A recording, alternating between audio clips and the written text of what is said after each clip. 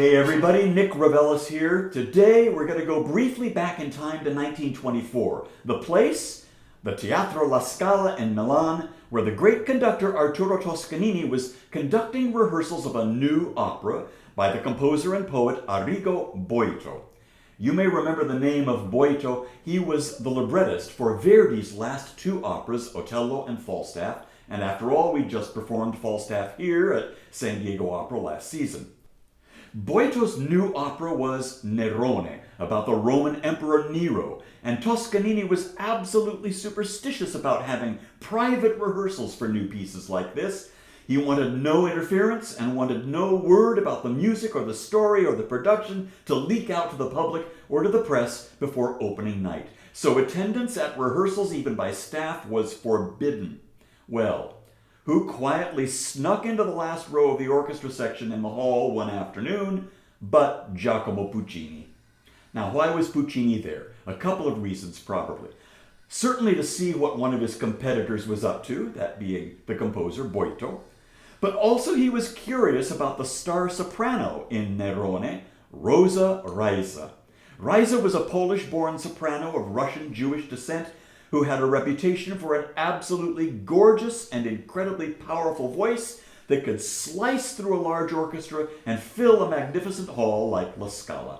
Puccini wanted to hear her for himself.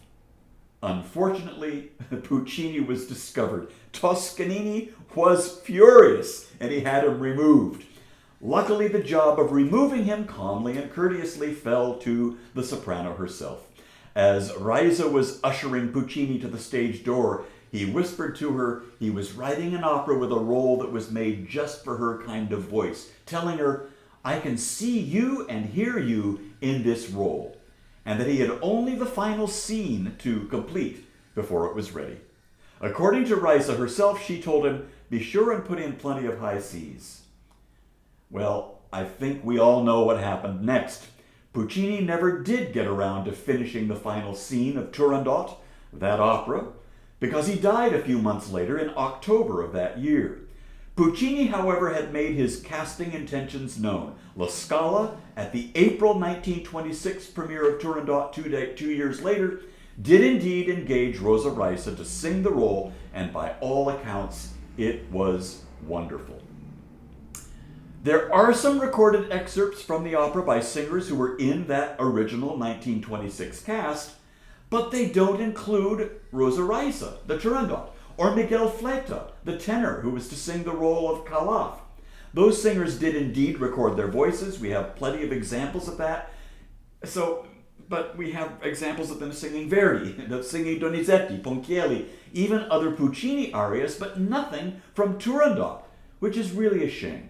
So what we know about those original voices, we know what they sounded like, but we have no clue what they actually did vocally and musically with those specific roles of Turandot and Calaf.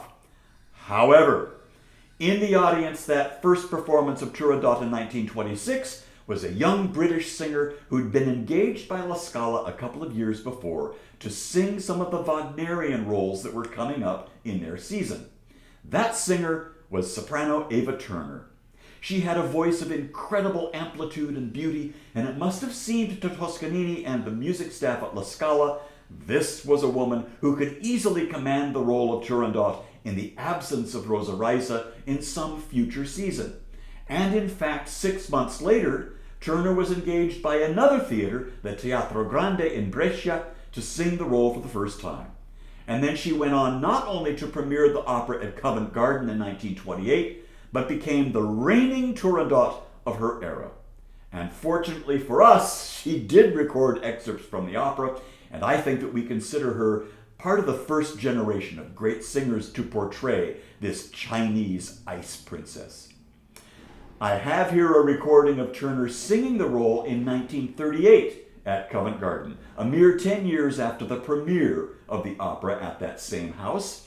I want to give you a couple of examples of what this voice sounded like in this live recording. The voice has a distinctive dark color, and in this second act aria, in Questa Regia, what some people call the Mount Everest of Italian soprano arias, that color, the power, and the focus of the voice is immediately apparent. Listen to the opening of the aria. It's like a fanfare, the voice being flung out like a trumpet in the auditorium, soaring over the orchestra.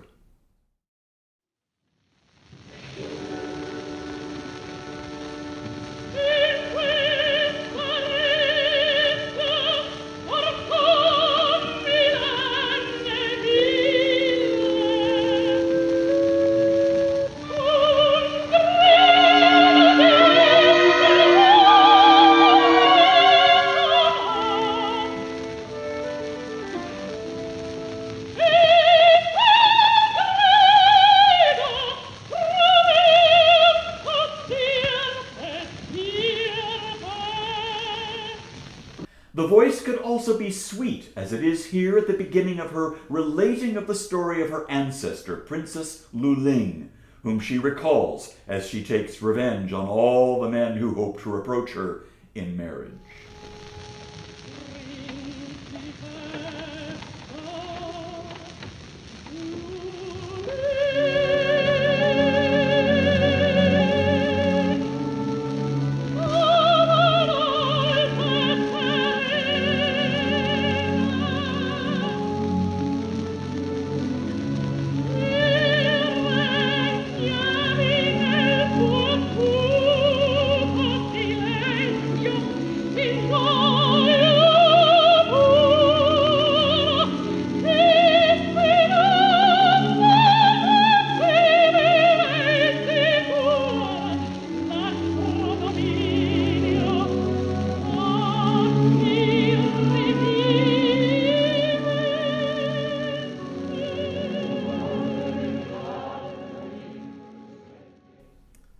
But the real power of the voice can be heard in this excerpt, where she really slices the air with her righteousness and anger at this upstart stranger, Calaf, who has appeared to ask for her hand.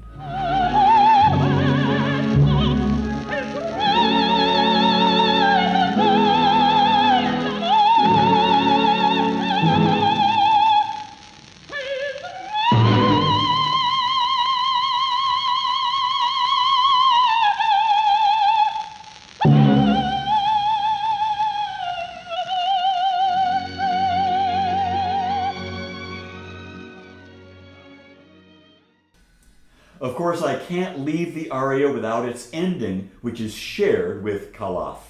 The tenor is the great Giovanni Martinelli. Listen to them float up to that last high C.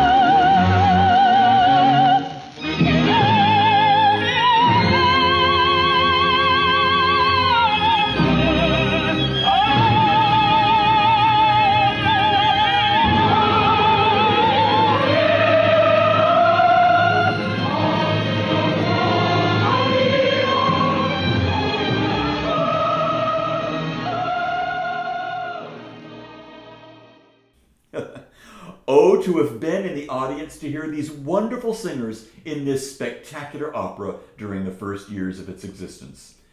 We've got it coming this season. I'm Nick Revelis. I'll see you at the opera. In fact, I'll see you at Turandot.